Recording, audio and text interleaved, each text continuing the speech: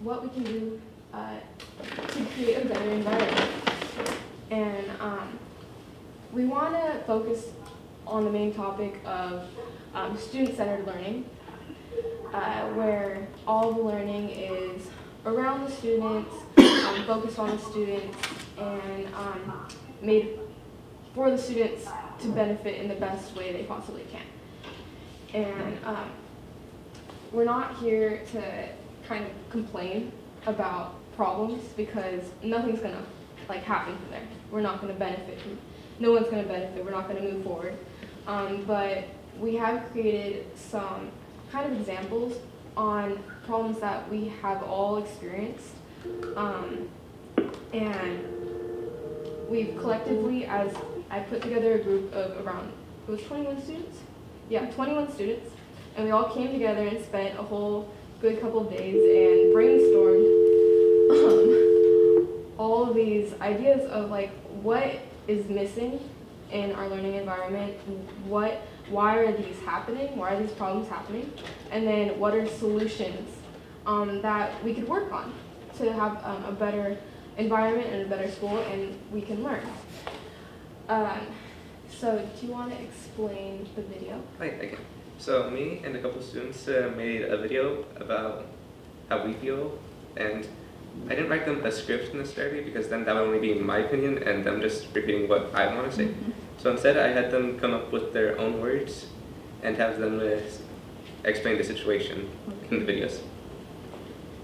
Do you guys want to share anything else about kind of what this is to you, and what you want to see from it? I think that there's a lot of people complain. They just complain about different problems, but if you complain, you're not going to get anywhere, and we just need to fix them. And it's not really problems, it's just different things that we can work on. Yeah, we can work on. Students should not only learn, but they should benefit from it.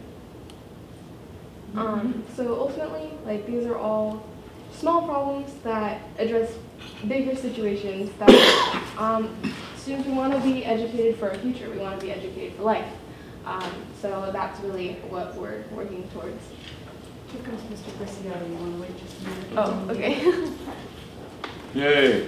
Hi, Mr. Preciado. Hi, sorry. Why don't you sit here, Earl? That way you can see the screen. I'll move over.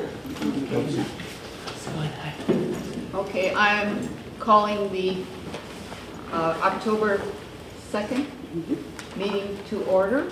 Roll call, please. President Thomas. Here. Vice President Preciado. Here. Member Crocker. Present. Member Rodriguez. Member Nguyen. Did Member Rodriguez answer? Is he still? We lost him off the line. Okay.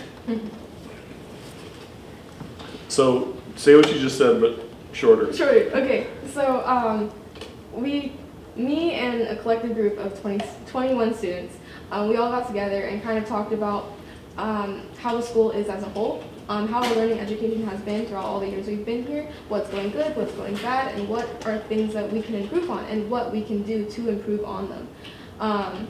And we don't want to complain about all the things going on, because people have a tendency to do that. We want to work towards having what we can do now. A bigger Solution. Yeah, perfect.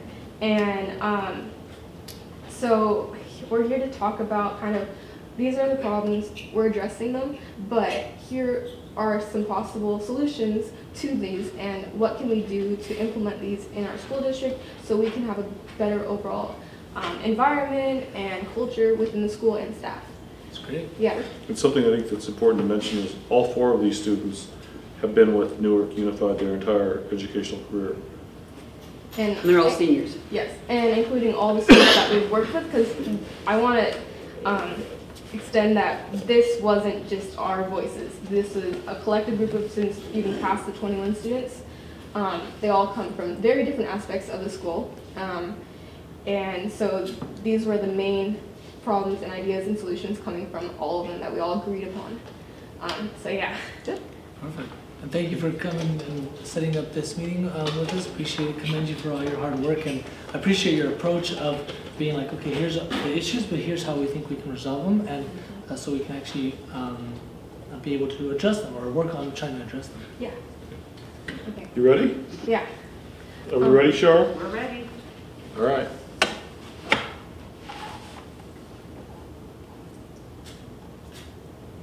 Put the crank the volume, I think.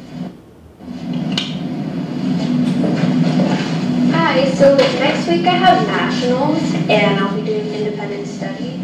Is there a way that my work can be excused? I'm not sure I can promise that because we do have a lot of labs coming up next week, and I don't think it's really fair to just excuse you. Well, the scholarship's really important to me. I mean, I understand that, but I mean, what class are you in now? You're in my class, right? So Yeah, that's what should matter, not nationals next week. Okay. It's Hi, I have a bunch of zeros and I thought I was going to be excused. I don't know what made you think that. I literally told you my class comes first, so you put yourself over going to next. Hey, Mr. Silva. It's David, actually. I have over 100 students. You can't expect everyone to know. My bad. Just wondering, what are we going to be doing today in class? Take your seat. You'll find out when class starts, Tom. Alright. Oh, yeah, I have one more question, though. Were you able to check my work that I turned in last week? No. Like I said, I do have over 100 students, so it does take me a while. Here's the thing, though. Progress reports are coming out, and I really need that to go up, you know. Daisy, take your seat. You'll get it when you get it. Okay. Just take your seat.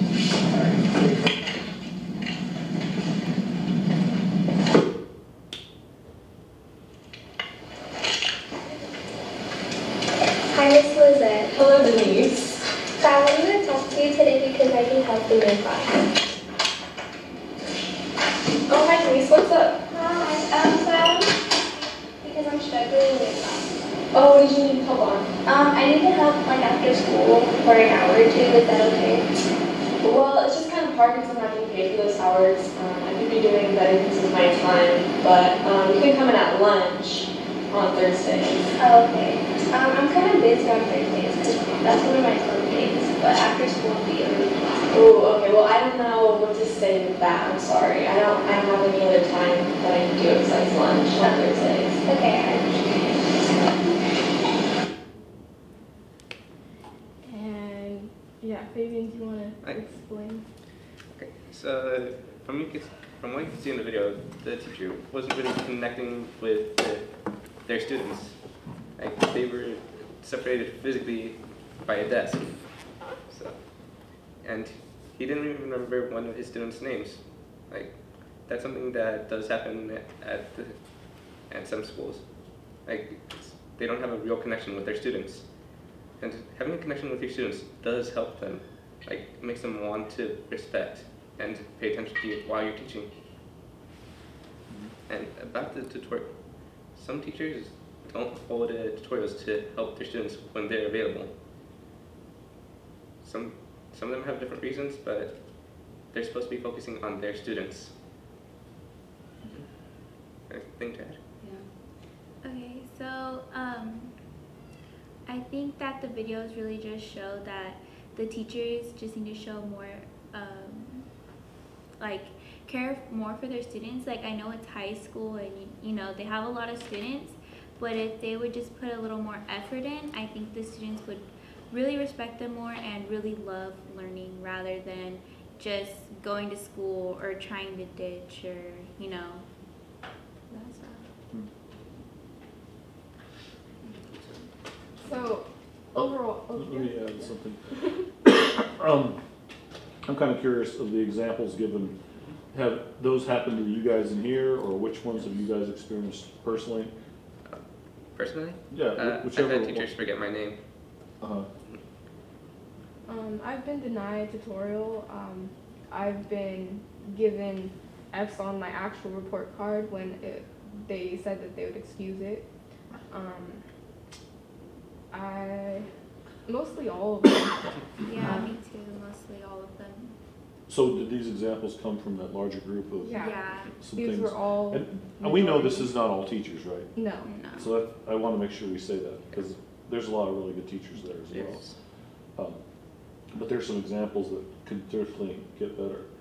Did you want to say anything? I know I want to make sure you guys have no reason to be nervous. No. We're here, we work for you. And Just everything that be they straight said with is us. We just technically want to allowed. know how you're feeling and, you know, not just what's said, but how does that make you feel when these things kind of I mean, happen? when they forget your name, you kind of feel like you're nobody to them. In a way. You're just like a student, everyday thing, just whatever. I think it stresses me out, you know, like when they say they'll help you and they don't, or they'll excuse you because you were in the hospital or, you know, something happened to you and they don't, and they're like, oh, well, that's your problem, so. And so these are just a few examples of just little tiny things that happen around the high school that really take a load on the students. And we were trying to figure out why these problems occur. And so we brought them down to kind of key points. That there isn't really any respect between the students and the teachers or the administration. It's a very kind of top-down way of teaching. Where, gosh, how can I say this? We're seen almost as we're still little baby children, and that we can't talk or fend for ourselves. And it's kind of like, how do you expect us to be ready to live on our own and pay taxes and vote just within the next year if we're being treated this one way? And so we wanted to talk about these possible solutions, yeah. I think before you go into that, I think let's leave if the board wants to ask any questions of the video or the examples, then we can, I know you guys are ready to talk about solutions, I think that's great. Is there a requirement for the teachers to offer tutorials after school? Do they have office hours I know. when you can go in? Some do. Some do. In their syllabus, it'll say, if failing or like if you have like a D or a low grade, you can come in at lunch or after school, but they never follow that. It's just in their syllabus. It looks good, huh? Yeah. And there's certain teachers that, okay, like they hold tutorial, but not even in their class. You have to go to a different teacher in order for you to understand something.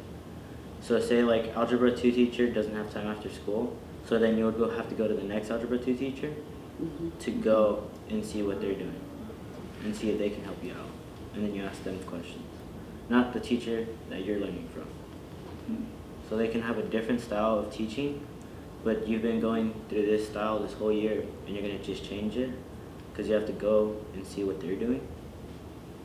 What about during class? Are they responsive during class? Do they engage the students, mostly your teachers? It's kind of more like a talk down.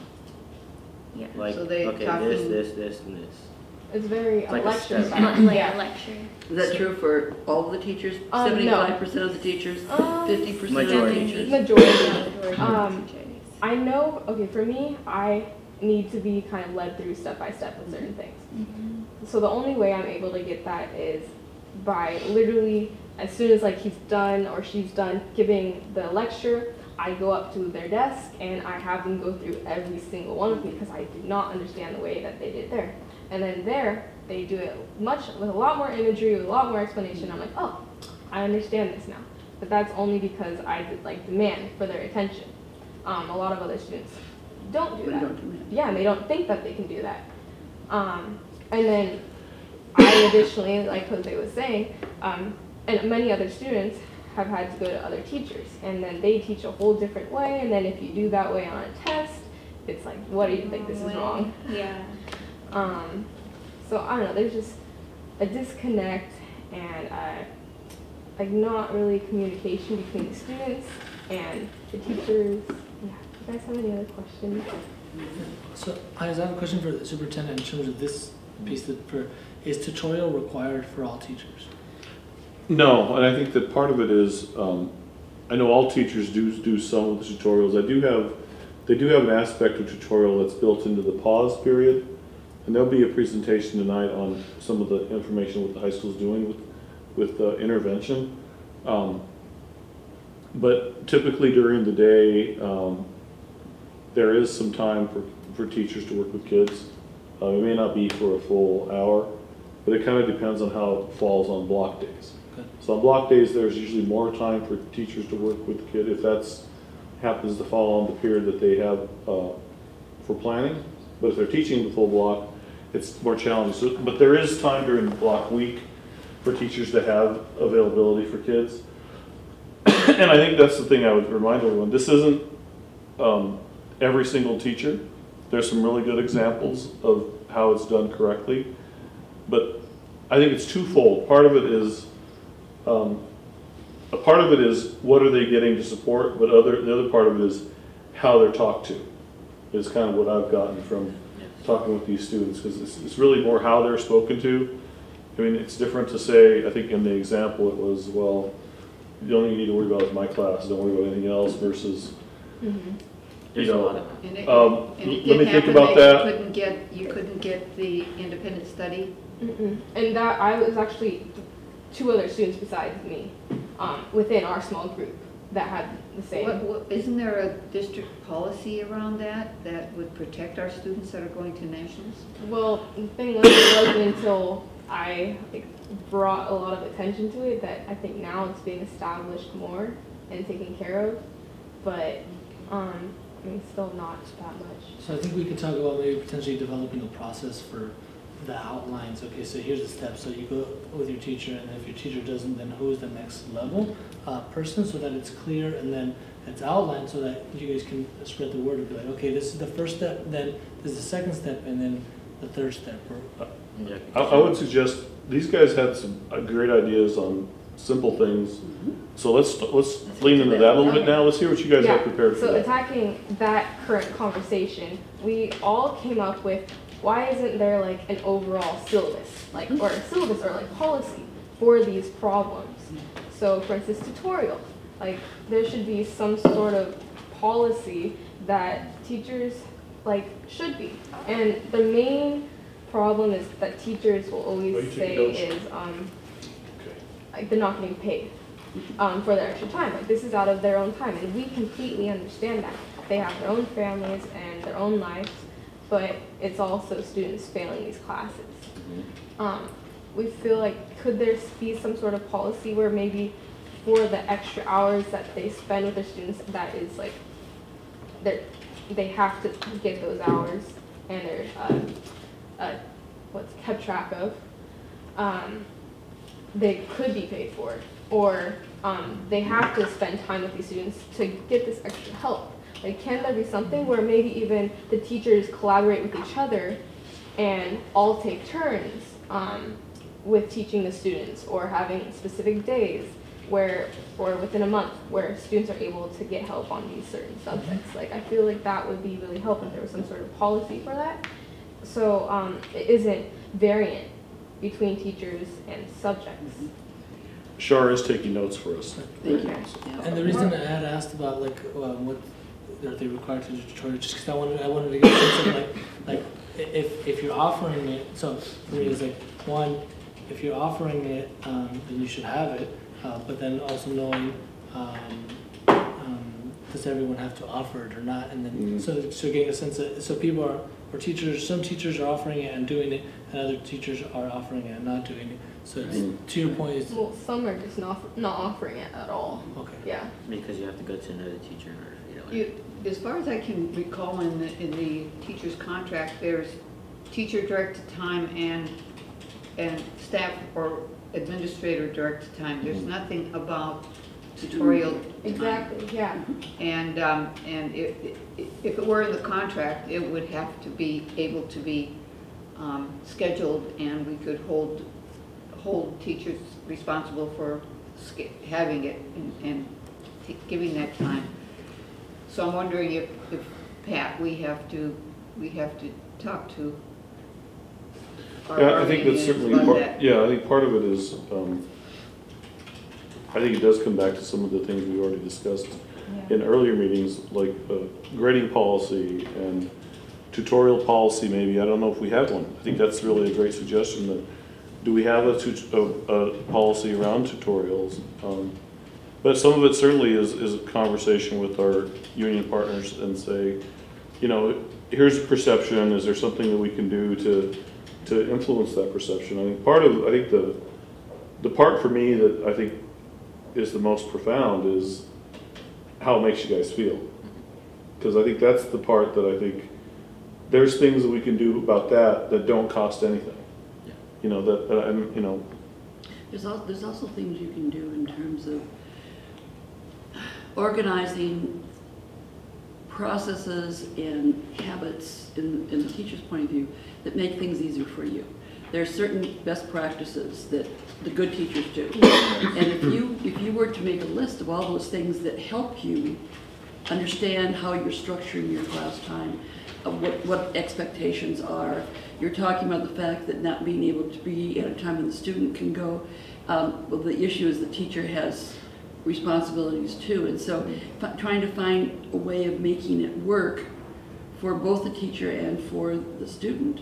So what are the things that teachers do, that ones you like, that make it easier? I mean, that make it a better learning environment for you. And I think if you made a list of all those things, for example, if you like having something listed on the board, this is what we're doing today, Like an that. outline. Does Like that help?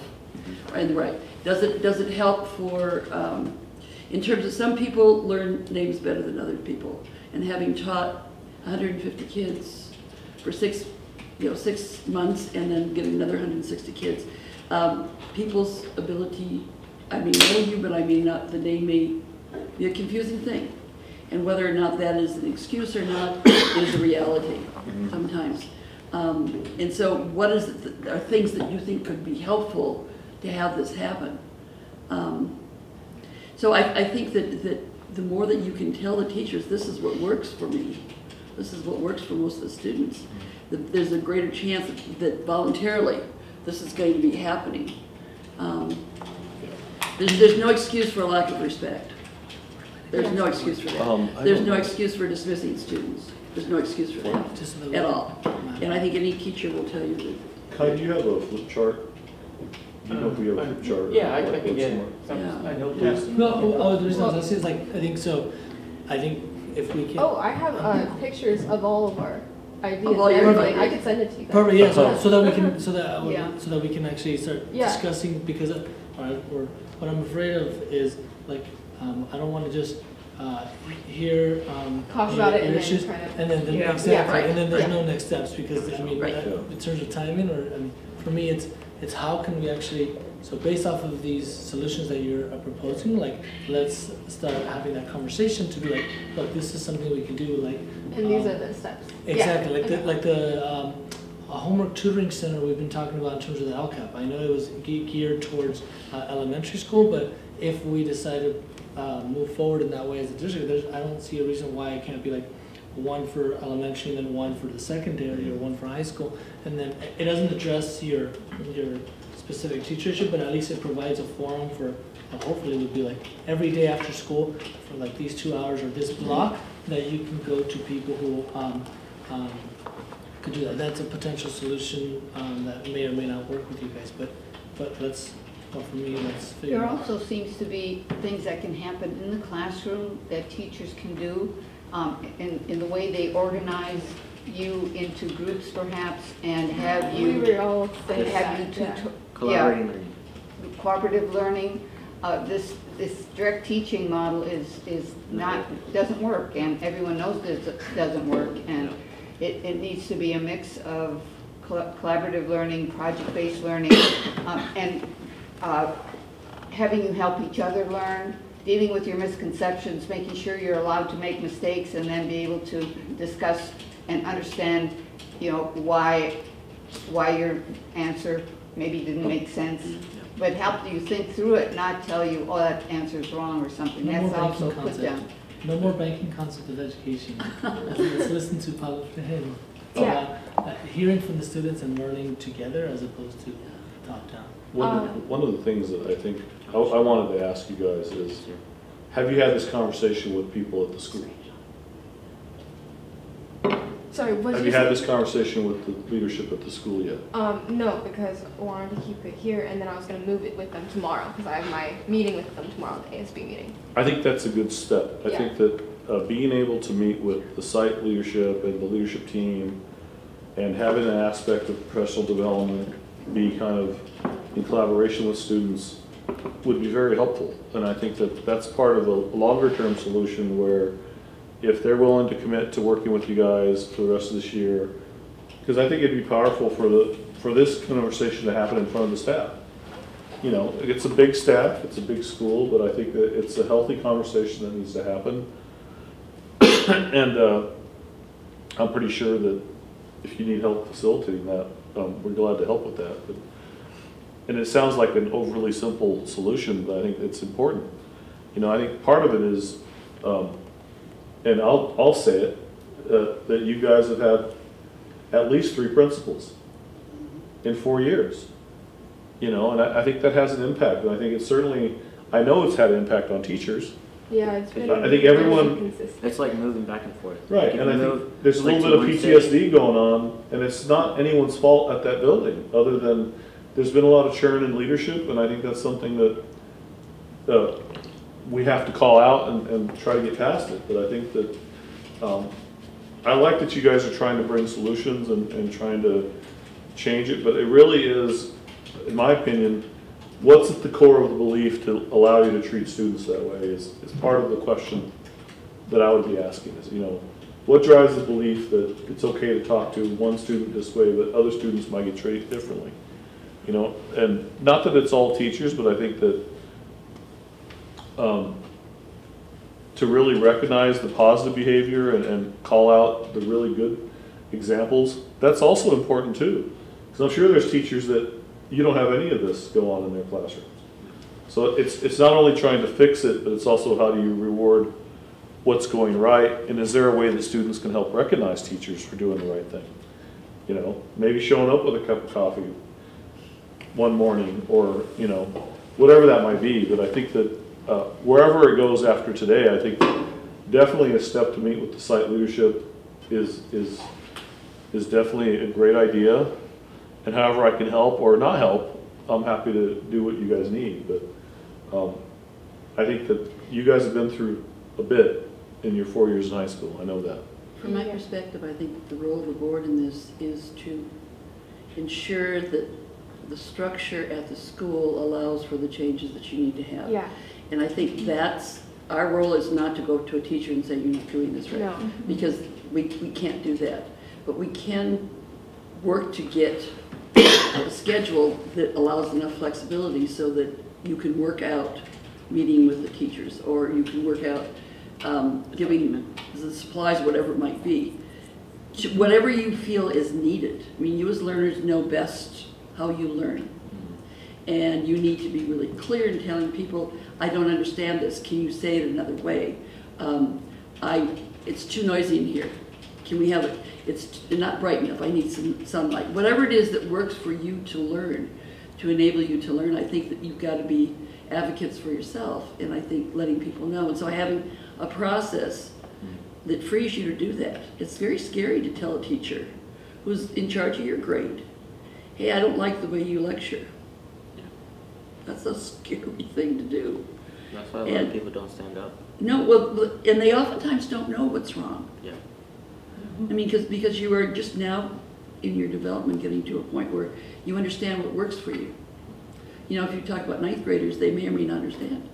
I would just agree with that. I mean, I think beginning of ninth grade, I think you already understand like whether or not the folks are good or not. And just for the record, I was one of the rabble-rousers for my ninth grade teacher to do a petition saying this person is not teaching, this person is not moving forward, and I got 2 of my classes to sign it, right? And so I was one of the rabble-rousers that, and then figuring out like what the next steps were. But I think going back to this piece of respect, I can see it in 3, but correct me if I'm wrong. I was trying to see if I can break it down into pillars for your issues. So it's respect, it's student-centered learning, and then tutorial. So tutorial kind of seemed like it was its own thing, but it it could be different? Are there? Well, okay. We do have this list of solutions for all the problems that we've talked about before. Do you want me to I'm just going to list them off real quick, so then we can go through each individual one. Yeah. Okay, so solutions, we thought there could be a collaboration between disciplines, like between the departments, of kind of what they're learning. And, you know, we're in the 21st century. Like, we should be able to have some sort of collaboration and not be stagnant and, like, work towards a better education. And ultimately have student-centered learning within the classrooms. Like, this is for the students. How are the students learning? Like, are they not grasping on this concept? Do we need to slow down? Maybe it's not so, oh, we need to keep up with this textbook by this timeline because students fall behind. Maybe it's like, okay, I'm going to teach this to the best efficiency that these students understand, because that's how it is in, like, elementary school. The teachers go by what the students are learning, and students still kind of need that in high school, because we're going to be on our own in the next few years. So where are you going? Oh, college, I hope. Just checking. I hope. And then we were talking again about changing the class structure to also help the student-centered learning. Like, there are literally thousands and thousands of testing results that collaborative learning and working together is the best way for students to learn, for anybody to learn. Like, even creating our country, how our country's going to work and build, they all got together in a room and they refused to leave for days upon days until they all talked to each other and got all their concerns out and problems and solutions, because, you know, maybe you don't think one way, but someone else thinks a different way, and boom, suddenly you understand. So we were thinking, in some classrooms, we found that when students collaborate with each other, they're able to understand and they're able to learn more efficiently. And so we wanted to kind of maybe bring that down to the simplest of the class structure of having, like, groupings. And I don't know if you guys saw in the library, but they have the new desks and chairs that were donated to us that are able to move up and down, and they're grouped up in pairs. And those are awesome. And students go in there and they collaborate with each other because they're not able to in class. And so why don't we bring that into class so they don't have to feel the need to go to the library? So you're talking about furniture even? Yeah, even down to furniture. Like, these are simple things. Yeah, our desks are not conducive to putting them together in a grouping. Yeah. And then now that's something that's in the board preview. Yeah. I mean, that is something that is a structural thing. Yeah. And I think that's the kind of thing that we need to hear. Exactly. What kind of support do you need? And you know, it's a school site where this action has to take place. You know, it's like Frankie Rabelrosen, he went to his principal, right? No, at first I started at the teacher level. Right, which is wise. And then I moved to an ally that I had among teachers, and she helped me navigate to the principal level. And then all of a sudden, surprise, surprise, the teacher was teaching, and I'm like, wow, this is great. And I turned around because there was evaluation that was happening. But there was some progress that was made, right? So that's my experience. And then my teacher ally, right? That person was the one who was going back with me and supporting. So they're like, I've had experience where of awesome and amazing, great teachers, and then there was only like a couple. And I have to commend you for that, because I think this is what they're going to be getting from it too, is an empowerment feeling that you can do something about it. So you need to speak up, and I'm so delighted with that. And I think that what we can do to help you in getting this process going, I think that's what you really want to do. Because your suggestions are great suggestions. I don't think there's any doubt about that. And your research, I mean, what you're talking about is backed up by research, and I found this today and I couldn't help myself. I wanted to, I printed it out, I paid for it myself. But I want you to, you know, it's about 30,000 students and 20,000 student work samples being analyzed, and so it's something that I hope you'll take a little bit of time to read and see if this kind of fits in with what you're experiencing, how you're being perhaps let down. Yeah. Okay, the last few things on the list was like, you know, you never stop learning. No one does. And we feel like not to like kind of say it to the teachers that are teaching us, but like you never stop learning. Like kind of have them learn about the generation that everyone learns differently. Everyone learns differently in the classroom. And we actually did diligent research within the CTSP, CSTP. And here, this is it. It's the continuation of teaching practice. This is given to every teacher. And in there, it states like all the things of what a teacher should be doing. And it's the standards for the state. And like there should be multiple variations given to the students on how to teach. I don't know if you guys want to go on about. Well, we found a bunch of different sections in there that related back to what they're doing and what they're not doing. So they're doing basically most of it, but there's some stuff that's like kind of the big like, pinpoint. Yeah, like the stuff that really that we want to go over. So a couple of things. I know we're getting tight on time, but I think that the idea of meeting with the site is a good idea.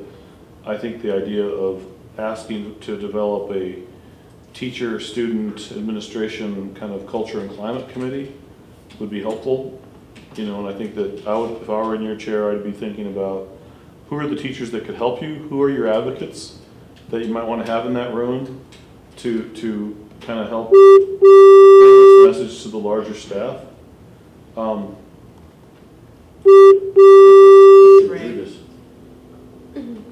Mr. Rodriguez. Right? I must have missed him. Because I think part of how we would normally handle issues like this that come up at a site would be just like that. Mm-hmm. So how do we have a committee that really can have a hand in, okay, we're going to have a training for teachers this Friday.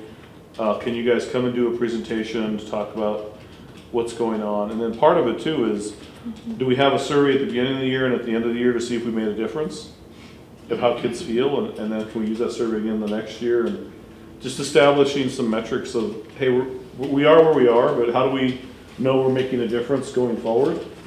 You know, and I think that that's important.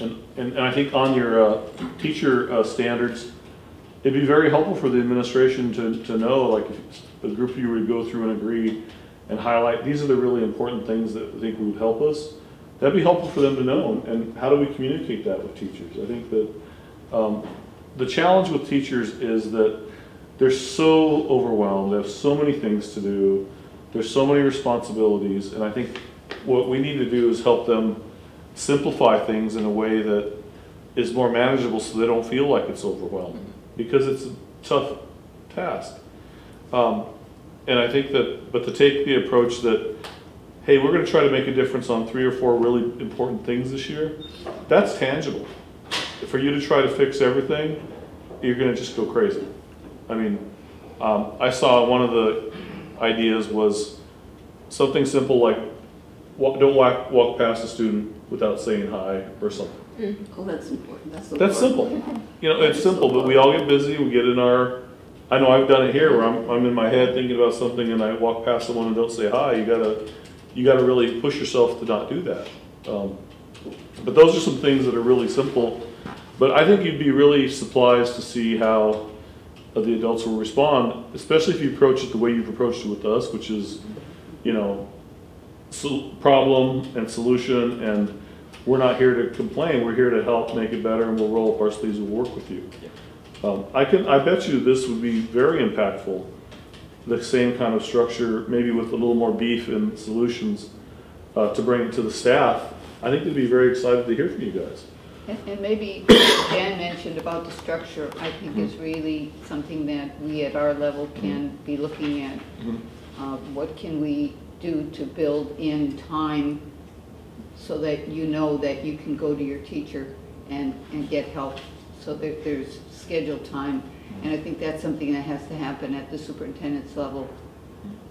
And whether or not we need new furniture at the high school. People are telling me we do. That will facilitate cooperative learning. That's also something that, along with the kind of professional development to, help teachers understand how cooperative learning works and how they can move toward it if they're not already doing it. Yeah, ultimately, we all agreed that we want just some sort of policy to kind of be established for these, for like a syllabus for teachers.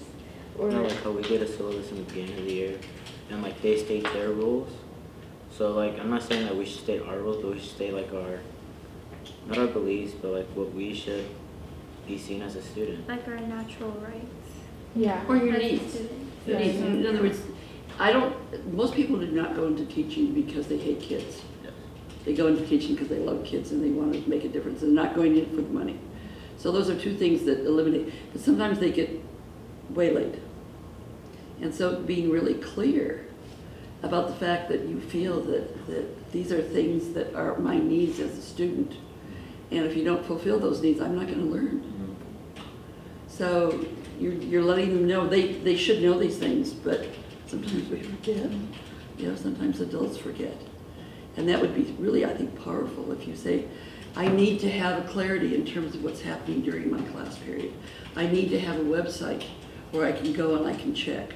I need to have visuals posted on that website so that I can go back if I've missed something or lost something. I need to have an outline of what's going to be expected during a certain period of time, be it a month or a semester or a day, whatever it might be. And that I can go and I know it's going to be updated, so that if the teacher is taking their time and spending it, they'll know that it's going to impact the most kids. So go beyond the basic. Right. And I think this comment about looking at you straight in the eye. Your best teachers look at you in the eye. The teachers that can't make eye contact, you're gone. I'm sorry. You know that, and it may be a personality thing, but it's also a trainable thing. You can teach people how to interact with kids. I think customer service is something Yes. we need to ratchet up in every aspect of the district. From the time you walk into an office, someone should look up at you. Hopefully they'll stand up, they'll say, hello, may I help you? I didn't know teachers, they have like peer mentors. I know they have that program. Yeah. And they've been doing that, what, 2 years now or something like that. I think like it all has good intent, but I've talked to the teachers about it also, and it's like maybe someone has a bad way of teaching and they're mentoring this new teacher, and then suddenly we have two not best way of teaching practices being shown to students.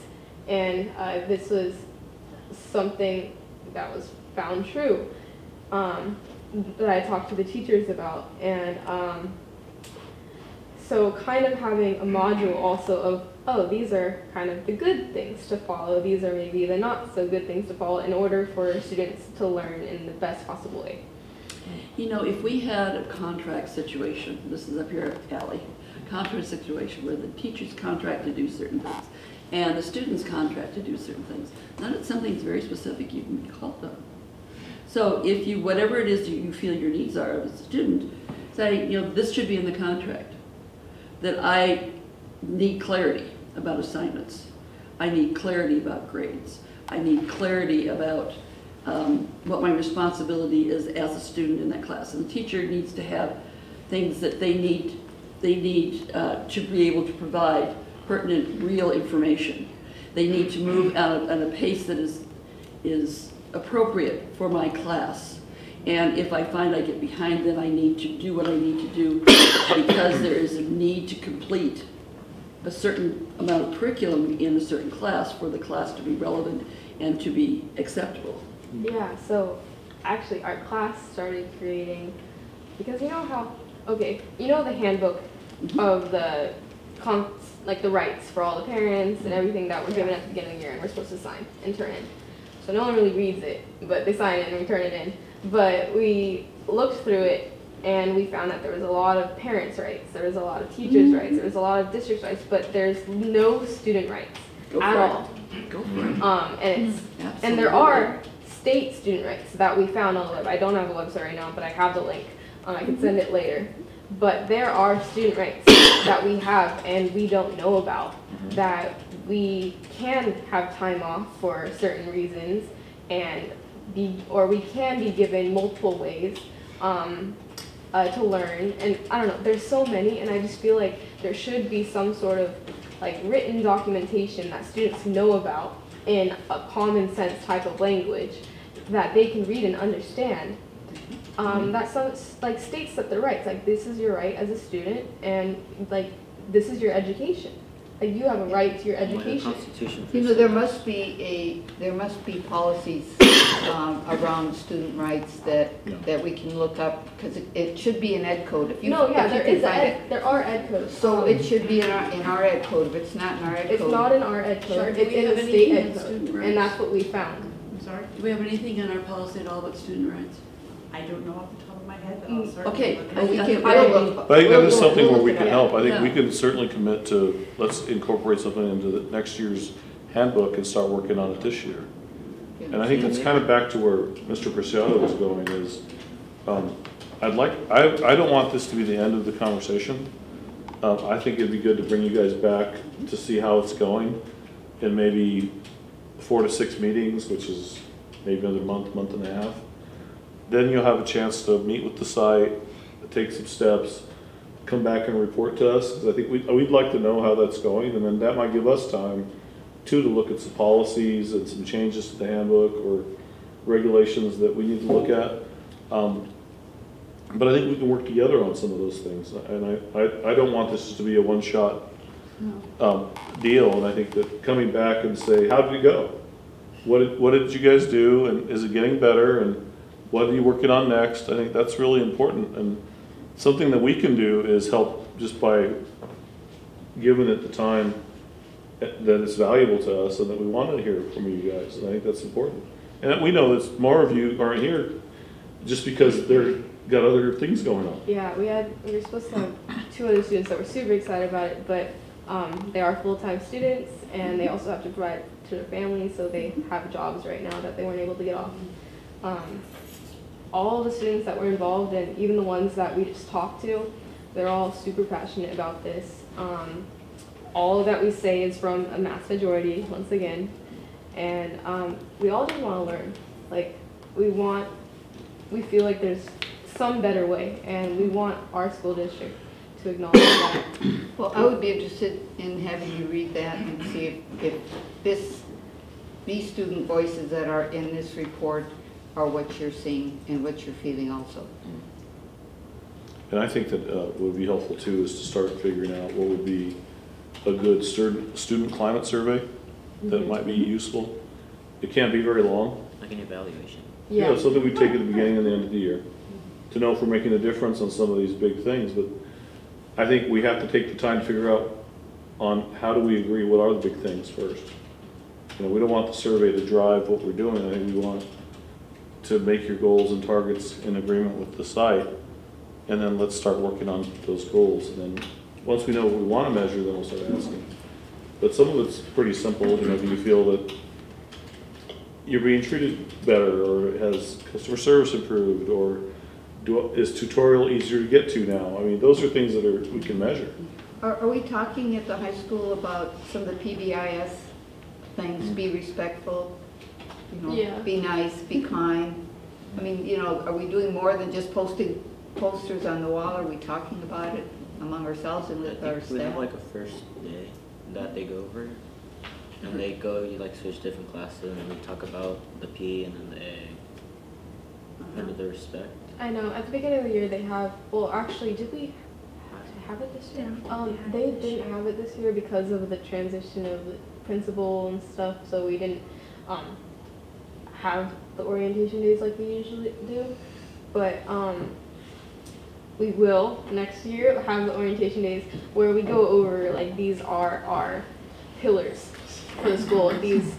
And in there we can include like the policies and the rights of the students, and just kind of letting like students become excited, like encouraging excitement to learn. I think that's the key thing, because like I don't know about you guys, but like you kind of get dwindled. Like, you're not looking for another 4 years after high school. to do this again when really that's not the case at all. Mr. Rodriguez just texted me. At some point, and maybe not today, maybe at a future conversation, we'd like to know kind of your perspective as seniors and as you're departing Newark to go on to bigger things. What are some things looking back that you think we could do to make things better for kids? I mean, that's kind of a closer to the end of the year kind of question. But, and just to hear about your overall high school experience, I think that'd be valuable for this board to hear. And I think that, I think you're hearing a lot of support in the room for what you're doing. How we approach it's very important. I mean, there's a lot of really good work going on there. But I think we can work with the sites and certainly can help you with planning and how do you approach the situation, because this is life. Things aren't going to be perfect, and your attitude is the biggest thing you can bring to the table, and how you show up and how you, hey, I'm willing to work on this, I'm not just hearing you playing, makes a big difference. Also, Makes a your big research difference. is really important. Yeah. That you doing your due diligence, and that's marvelous. Mhm. Yeah, You I guys mean, done a lot of work. this is great, Yeah. because you know what teachers are expected to do. And to the extent that as a group you can raise the consciousness of all the school and the whole district about the important things for teachers to be able to do to respect you and to provide you with a standards-based opportunity to learn in the classrooms. I mean, I mean, those are there. Like, we don't really like state them. I mean, the state states them. Like, they should at least follow it, because like they're giving it to them, and we're not really telling them, you know, do this, do But the this. state gives us a lot of stuff. It's kind of The overwhelming. truth, yeah, we know. Yeah. So I think it's really important that you're really clear about what it is you feel you need. yeah. Yeah. So, next steps?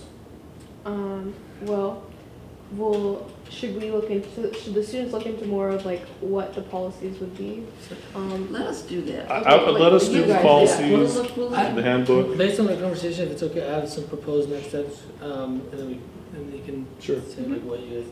So what I heard you, Pat, say is having a teacher-student committee at the site level. So in terms of the who, would be the principal, 12th grade reps, and then I would suggest 11th grade reps for continuity in terms of that. But you guys can. And teachers. Oh yeah, sorry, I meant in terms of the. Okay, the yeah. Of course, yeah. Sorry, it's called the teacher-student committee. Okay, good. Thank you. Yeah. I didn't think that way. No worries. And then having a board advisory committee, potentially on teacher-student success, with Sierra or whoever's the next board member as the co-chair, with quarterly updates. The focus would be on Newark Memorial High School at this point. In the future, hopefully it could include NJHS.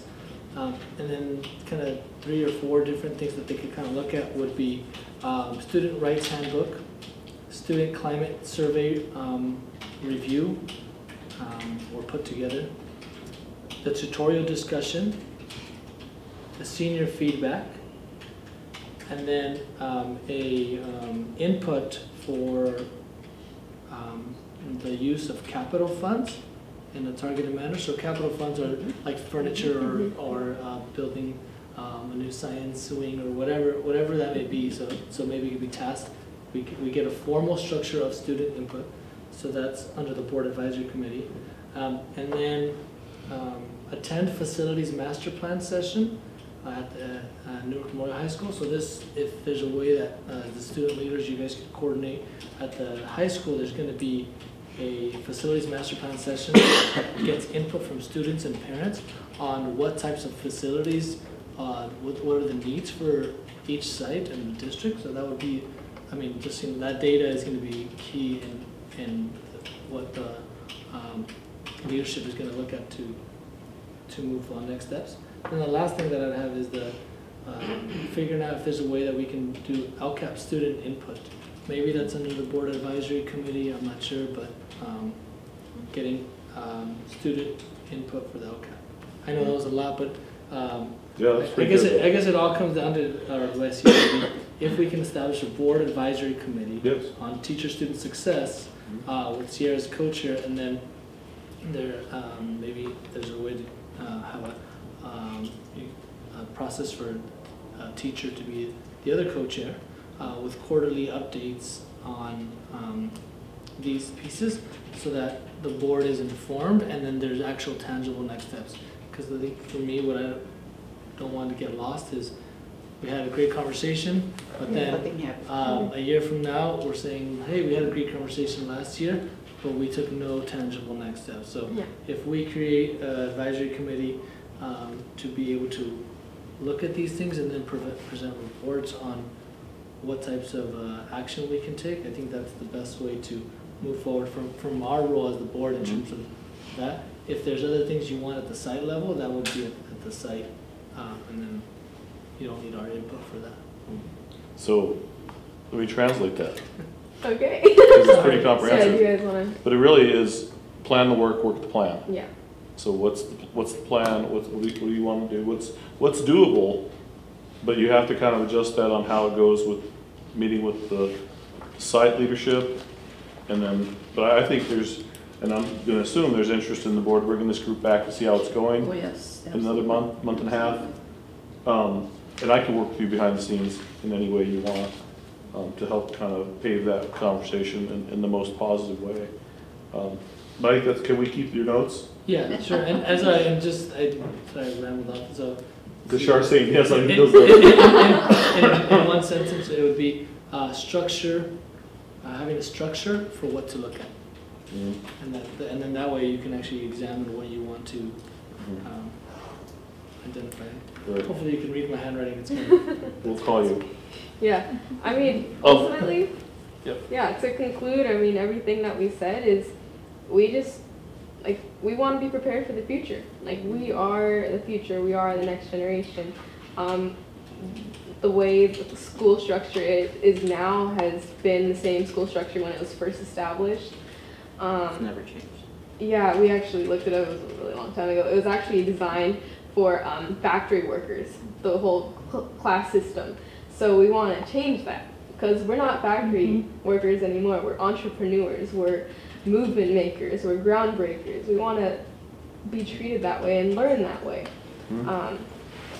So this is just a step, the first step into maybe something greater. Good. Well, thank you very much. This has you. been extremely a good first step, I think, for more things to come during the year. Okay. I like Frankie's, Mr. Preciado's pillars to discuss. If we can't do it all, pick the ones that are most important. But let's do something. At least the ones that we can fix, at least in a short amount of time. Yeah, let's pick stuff that's doable this year. And, you know, one of the things I think that, the only thing I was going to add to his list, because I'm kind of OCD about that, is senior exit survey. Yeah, that would be. Now that you're leaving, now that we're not going to hold grades over your head, now that, you know, we can't torture you with some letter about your attendance, what are the things what would you tell us on your way out? I think that's important, because we're looking at doing exit surveys with students that are leaving the district, so we can help with that. But there'll be a lot of stuff. But I think part of it is we have to stick to what's doable, and let's not get crazy. I mean, it's easy to talk about all these things, but picking 2 or 3 is going to be a lot of work. So let's keep that in mind. Okay? Thank you. Thank you guys. Good job. Absolutely. Take a water with you. Thank you, Sierra. Appreciate it. Well, it was nice meeting you.